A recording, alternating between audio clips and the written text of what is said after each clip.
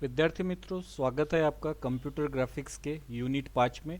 जहां पर आज हम लोग देखने वाले हैं three dimensional geometric transform, curves and fractal generation. तो आज के इस वीडियो लेक्चर में हम लोग जो कंटेंट देखने वाले हैं वो आपके सामने है। तो आज हम देखेंगे प्रोजेक्शन, पैरेलल और पर्सपेक्टिव प्रोजेक्शन और उनके मैट्रिक्स रिप्रेजेंटेशन को देखेंगे, और फिर आखिरी में बेजर कर्व, बी स्प्लिन। तो शुरुआत करते हैं फिलहाल हम लोग प्रोजेक्शन से, जिसमें हम लोग जानेंगे parallel projection and perspective projection. तो आइए विद्यार्थी मित्रों देखते हैं प्रोजेक्शन। सबसे पहले समझेंगे व्हाट इज प्रोजेक्शन। तो जैसा कि आप स्क्रीन पर देख पा रहे हो कि प्रोजेक्शन एक फिगर आपके सामने दिखाई गई है, राइट हैंड साइड में आपके स्क्रीन पर देख सकते हो कि प्रोजेक्शन क्या होता है। कि जब भी हम कभी किसी ऑब्जेक्ट के थ्रू कोई एक लाइन पास करते हैं और अप टू किसी प्लेन तक उसे हम लोग पास करते हैं, तो जो अपीयर इमेज होगी ऑन प्लेन, वीविंग प्लेन, तो उसे हम लोग बोलेंगे प्रोजेक्शन। जैसा कि यहाँ मेंशन भी किया गया, after converting the description of object from world coordinate to viewing coordinate. एक बार हमने कन्वर्जन कर लिया है, वीविंग ट्रांसफॉर्मेशन कर लिया, तो उसके बाद we can project the three dimensional object on to the two dimensional viewing plane. तो प्रोजेक्शन में हम लोग क्या करने वाले हैं प्रोजेक्शन के लिए, कि यहाँ पे जो z, हम लोगों को पता है रियल वर्ल्ड में जो भी ऑब्जेक्ट आपके सामने होते हैं उसमें एक्स वाई के साथ में z एक्सिस भी होता है, जो आपको उस ऑब्जेक्ट की डेप्थ यानी थ्री डायमेंशनल व्यू देता है। लेकिन जब हमको उसी थ्री डायमेंशनल ऑब्जेक्ट को किसी two dimensional raster scan display device पर डिस्प्ले करना होता है, तो हमें उस z एक्सिस को वहाँ से डिस्कार्ड करना है या एलिमिनेट करना है। तो इस काम को करते वक्त हमें प्रोजेक्शन के फायदे मिलने वाले, प्रोजेक्शन का हम लोग वहाँ पे उपयोग करने वाले। तो किस तरह से होगा वो यहाँ पर मेंशन किया गया है, आप लोग देख सकते हो कि जैसे एक लाइन सेगमेंट है, उस लाइन सेगमेंट से यहाँ पर हमने P1 टू P2 एक लाइन सेगमेंट है, और यहाँ से अगर दो रेज हमने पास की, कब तक पास करना है, जब तक कोई एक वीविंग प्लेन इंटरसेक्ट ना हो, ठीक है, उसके परपेंडिकुलर हमको प्रोजेक्शन करना है। और एक बार वहाँ पर जब हमको इंटरसेक्शन पॉइंट मिल गया तो उसको हमको बाय लाइन ज्वाइन कर देना है। तो जो लाइन आपकी रियल वर्ल्ड में थी आफ्टर प्रोजेक्शन, वही आपके वीविंग प्लेन पर भी अवेलेबल होगी परपेंडिकुलर इंटरसेक्शन के वजह से। तो ये P1 to P2 line segment यहाँ पर भी अपीयर हो गया, ठीक है। तो इसको हम लोग बोलेंगे प्रोजेक्शन। अब ये प्रोजेक्शन जो है कंप्यूटर ग्राफिक्स में दो अलग अलग तरह से होता है, एक parallel projection and perspective projection. अभी जो एग्जांपल आपको बताया था ये एग्जांपल है पैरेलल प्रोजेक्शन में, जहाँ पे हम लोग एक लाइन, एक रे पास करेंगे किसी भी ऑब्जेक्ट के वर्टेक्स से, कब तक, जब तक वो इंटरसेक्ट नहीं करेगी वीविंग प्लेन को, जैसा कि यहाँ पर आप देख पा रहे हो। तो जब हम लोग पैरेलल लाइन पास करने वाले तो उसको हम लोग बोलते हैं पैरेलल प्रोजेक्शन। दूसरा टाइप होता है पर्सपेक्टिव प्रोजेक्शन। अब पर्सपेक्टिव प्रोजेक्शन में आप लोग यहाँ पर देख रहे हो कि वर्टेक्स पे सिर्फ जो लाइन पास हो रही है वो इंटरसेक्ट कर रही है, ठीक है, वीविंग प्लेन के आगे जाके एक दूसरे को।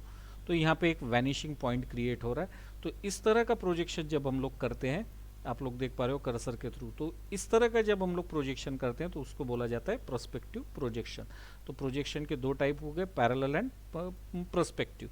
और प्रोजेक्शन का इस्तेमाल होता है three dimensional real life object का या रियल वर्ल्ड ऑब्जेक्ट का टू डायमेंशनल रास्टर ग्राफिक्स पर डिस्प्ले करने के लिए, ठीक है। थोड़ा और डिटेल में जानेंगे कि पैरेलल प्रोजेक्शन क्या होता है। जैसा कि अभी आपको बताया था, in parallel projection z coordinates is discarded. Real life में जो भी ऑब्जेक्ट आप लोग देखते हो उसमें तीन डायमेंशन होते हैं, X, Y and Z. Z हमेशा इंडिकेट करता है डेप्थ को। And the parallel lines from each vertex on the object are extended till they intersect the viewing plane.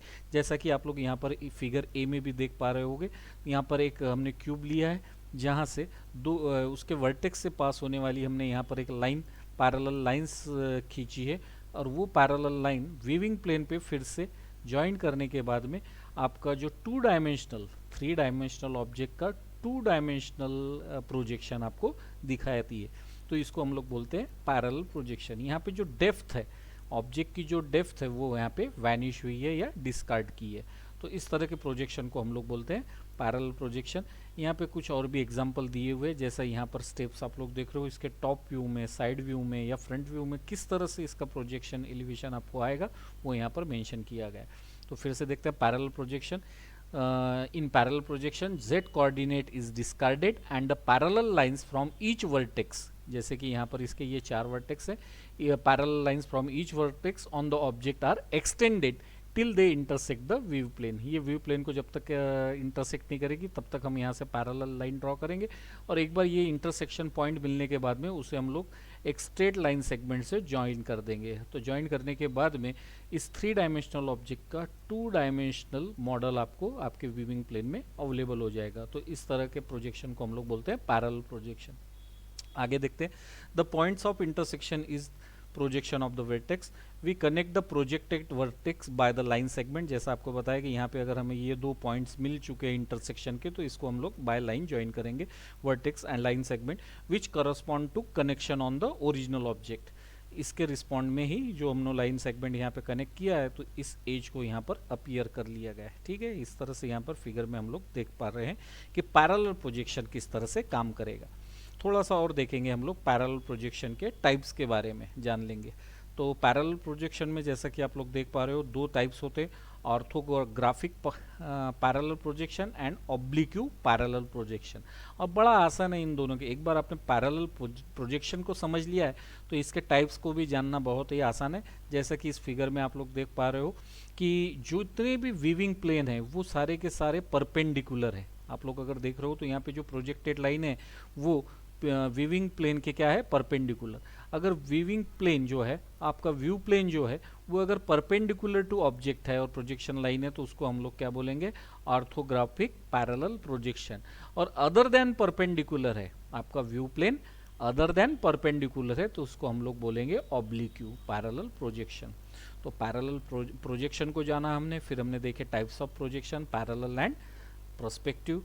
फिर पैरेलल प्रोजेक्शन में हमने देखा 2 और टाइप होते हैं, ऑर्थोग्राफिक एंड ऑब्लिक्यू। ऑर्थोग्राफिक में जब भी आपका व्यू प्लेन इंटरसेक्ट करेगा, परपेंडिकुलर होगा आपके ऑब्जेक्ट के, तो वहाँ पे हम लोग उसको क्या बताएंगे, प्रोजेक्शन लाइन के, तो उसको हम लोग बताएंगे कि it is a orthographic parallel projection. और अदर देन परपेंडिकुलर होगा आपका व्यू प्लेन, तो वो हो गया आपका ऑब्लिक्यू पैरेलल प्रोजेक्शन। कितना आसान सा है। हम लोग देखेंगे इसका मैट्रिक्स किस तरह से पैरेलल प्रोजेक्शन का बनाया जाता है। ठीक है, तो आपने तो लास्ट वीडियो में भी देखे थे कि होमोजीनियस किसी भी मैट्रिक्स को अगर 3x3 में आपको कन्वर्ट करना है, तो हम लोग या 4x4 में कन्वर्ट करना है, तो उसमें एक हम लोग ऐड करने वाले हैं कोऑर्डिनेट, 3rd कोऑर्डिनेट या 4th कोऑर्डिनेट, जिसको हम लोग बोलते हैं होमोजीनियस कोऑर्डिनेट। तो यहाँ पहले देखेंगे कि ये मैट्रिक्स फॉर्म किस तरह से हुआ। पैरेलल प्रोजेक्शन ट्रांसफॉर्मेशन के लिए जो मैट्रिक्स हम लोगों को काम में आने वाला है वो प्रिपेयर किस तरह से होता है। तो यहाँ आपको एक्सप्लेनेशन दिया है, parallel projection on XY plane, we may select any direction of the line of the projection. Suppose that direction of projection is given by the vector xp, x, y, z, ये axis हैं और p is projection, and the object to be projected on the XY plane. तो जो भी XY plane पे हमको object मिलेंगे उसको हमने यहाँ पे इंडिकेट किया है x1, y1 and z1। Then we can determine the projected point x2 and y2। तो हमको जो 3 डायमेंशनल ऑब्जेक्ट था उसको कन्वर्ट किस में करना है, 2 डायमेंशन में। तो वो कन्वर्जन के लिए हमारे पास जो इक्वेशन है वो यहाँ पर शो किया गया है कि आपको जो भी न्यू x वैल्यू चाहिए प्रोजेक्शन के बाद में आपको व्यू प्लेन पर, उससे कैलकुलेट करने के लिए ओल्ड x वैल्यू लेंगे और प्रोजेक्शन वैल्यू इस तरह से कैलकुलेट करेंगे। कैलकुलेट करके उसको ऐड करके हमको new projection value on view plane available होगी। यही चीज़ हमको वाई प्लेन के लिए करना है, old value and projection value calculate compute करने के बाद में हमें new projection value on Y axis available होने वाली। ठीक है, तो ये तो हुआ equation form, parallel projection transformation का इक्वेशन फॉर्म। इसी चीज़ को अगर मैट्रिक्स में रिप्रेजेंट करना रहा तो कुछ इस तरह से होगा। यहाँ x1, y1 एंड z, ये तीनों चीज़ें क्या होगी, z1, ये सारी चीज़ें होगी आपके पॉइंट्स की ओरिजिनल वैल्यूज़। ठीक है, इसको हमको मल्टीप्लाइड करना है with the matrix of parallel projection transformation. तो जो भी हमको वैल्यू निकल कर आएगी that is your x2 and y2। Homogeneous जैसा बताया, होमोजीनियस जब कभी भी हमको मैट्रिक्स को कन्वर्ट करना है 3x3 या 4x4, तो हम लोग वो मैट्रिक्स में होमोजीनियस कोऑर्डिनेट ऐड करते हैं। और हमेशा होमोजीनियस कोऑर्डिनेट की वैल्यू कितनी होगी, नॉन जीरो, दैट इज 1। तो अगर हमको 2 डायमेंशनल चाहिए तो हम लोग इस तरह से मैट्रिक्स का इस्तेमाल करेंगे। अगर हमें 3 डायमेंशनल चाहिए तो हम लोग वहाँ पर इस्तेमाल करेंगे होमोजीनियस मैट्रिक्स का फॉर पैरेलल प्रोजेक्शन ट्रांसफॉर्मेशन। तो वो आपकी स्क्रीन पर यहाँ पर दिखाया हुआ है। आगे दोस्तों हम लोग देखते हैं प्रोस्पेक्टिव प्रोजेक्शन यानी क्या होता है। तो जैसा आपको पहले ही बताया था कि इसमें क्या होगा, आपके पास में एक वैनिशिंग पॉइंट जिसे सेंटर ऑफ प्रोजेक्शन भी कहा जाता है वो आपके लिए अपीयर होगा। तो उस तरह के प्रोजेक्शन को हम लोग बोलते हैं पर्सपेक्टिव प्रोजेक्शन। जैसा कि यहाँ लिखा भी है, in perspective projection the line of projection are not parallel, lines of projection are not parallel. आप देख पा रहे हो कि ऑब्जेक्ट से जो भी लाइंस पास की गई हैं वो कहीं एक दूसरे को इंटरसेक्ट करने वाली है, तो पैरेलल तो निश्चित नहीं है। They all coverage at the single point, single point कौन सा, सेंटर ऑफ प्रोजेक्शन और projection reference point, they all are converge at the single point, और उस सिंगल पॉइंट को हम लोग बोलते हैं सेंटर ऑफ प्रोजेक्शन।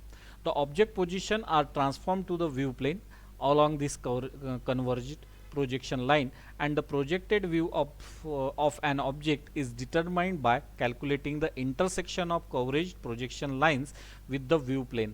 जैसा कि इस फिगर में आपको दिखाया गया है कि हम लोग किस तरह से उस लाइन को अपीयर करने वाले हैं, ठीक है, किस तरह से ऑब्जेक्ट हमारा यहाँ पर अपीयर होने वाला है। तो इस तरह से दो अलग अलग तरीके से हम लोग प्रोजेक्शन बाय पैरेलल और पर्सपेक्टिव निकाल सकते हैं। अब देखने जानने की समय आ गया है कि पर्सपेक्टिव प्रोजेक्शन के टाइप्स क्या हैं। पर्सपेक्टिव प्रोजेक्शन के अकॉर्डिंग टू वैनिशिंग पॉइंट और according to centre of projection अलग अलग टाइप होते हैं, जैसा 1 पॉइंट, 2 पॉइंट एंड 3 पॉइंट। अगर किसी ऑब्जेक्ट को आप लोग अपीयर करते वक्त या डिस्प्ले करते वक्त प्लेन के ऊपर आपके एक से ज़्यादा पॉइंट है तो उसको हम लोग 2 पॉइंट या 3 पॉइंट बताएंगे। अगर एक पॉइंट आपका वहाँ पे क्रिएट हो रहा है वैनिशिंग पॉइंट, तो उसको हम लोग 1 पॉइंट पर्सपेक्टिव प्रोजेक्शन बताएंगे। तो यहाँ पर आपके सामने फिगर भी दी है पर्सपेक्टिव प्रोजेक्शन की, जिसमें फिगर बी में आपको एग्जांपल बताए 1 point projection of perspective type of projection. यहाँ फिगर सी में आप लोग देख पा रहे हो कि 2 वैनिशिंग पॉइंट क्रिएट हुए हैं। तो ऑब्जेक्ट को प्रोजेक्ट करते वक्त जब एक से ज़्यादा आपके पास में या एग्जैक्ट दो आपके पास में जब पॉइंट्स होंगे, सेंटर ऑफ प्रोजेक्शन होंगे, तो उसको हम लोग बोलते हैं 2 पॉइंट पर्सपेक्टिव प्रोजेक्शन। इसी तरह से किसी ऑब्जेक्ट को अपीयर कराते वक्त अगर आपके पास में तीनों एक्सिस पे, जेड एक्सिस, वाई एक्सिस और एक्स एक्सिस, तीनों एक्सिस पे 3 अलग अलग सेंटर ऑफ प्रोजेक्शन या वैनिशिंग पॉइंट होंगे, तो उसको हम लोग बोलेंगे 3 पॉइंट पर्सपेक्टिव प्रोजेक्शन। अब देख लेते हैं कि 3 पॉइंट पर्सपेक्टिव प्रोजेक्शन का मैट्रिक्स फॉर्म क्या है। जैसा कि यहाँ आप लोग अपनी स्क्रीन पर देख पा रहे हो, एक्स और वाई वैल्यू पे अगर आपको निकालना है प्रोजेक्शन, पर्सपेक्टिव प्रोजेक्शन, तो आप इस मैट्रिक्स का वहाँ पर इस्तेमाल कर सकते हो। The general perspective projection transformation can be obtain by performing the following 2 operation. सबसे पहले हमको करना है make the centre line of the perpendicular to the view plane by shearing the view volume, and second scale the view volume with a scaling factor that's depend upon 1/z। तो यहाँ पर दोस्तों इस तरह से हमने जाना प्रोजेक्शन यानी क्या होता है, पैरेलल उसके टाइप्स कौन से हैं, ठीक है। तो इस वीडियो लेक्चर में आज हम लोगों ने जो देखा है उसको एक बार रिवाइज कर लेना है इन क्वेश्चन के माध्यम से, जहाँ पे पूछा गया है what is parallel and perspective projection, उनके मैट्रिक्स को आपको लिखना है, और difference between parallel and perspective. जैसा हम लोगों ने देखा पैरेलल में क्या होगा, आपका व्यू प्लेन हमेशा परपेंडिकुलर होगा आपके जो भी लाइन ऑफ प्रोजेक्शन होंगी उसके, पर्सपेक्टिव में अदर देन परपेंडिकुलर होगा। पैरेलल में आप लोगों ने देखा कि वहाँ पे आपके पास में अलग अलग टाइप्स हैं पैरेलल के, ऑर्थोग्राफिक एंड ऑब्लिक्यू, जबकि पर्सपेक्टिव में 3 तरह के होते हैं, 1 पॉइंट, 2 पॉइंट एंड 3 पॉइंट। यहाँ पर आपके पास में क्या होगा, पर्सपेक्टिव में जो भी लाइन ऑफ कवरेज होगी वो वैनिशिंग पॉइंट क्रिएट करेगी 1, 2, 3, तो उस हिसाब से पर्सपेक्टिव प्रोजेक्शन के आपके अलग अलग टाइप आएंगे, ठीक है। तो यहाँ पे आपको विथ एग्जांपल भी यहाँ पे मेंशन करना है। तो इन क्वेश्चन के आंसर जब आप लोग करोगे तो आपको आपकी प्रिपरेशन का अंदाज हो जाएगा कितना है। अगर कोई डिफ़िकल्टी आती है तो अगले वीडियो से पहले आप लोग पूछ सकते हो। तब तक गुड बाय।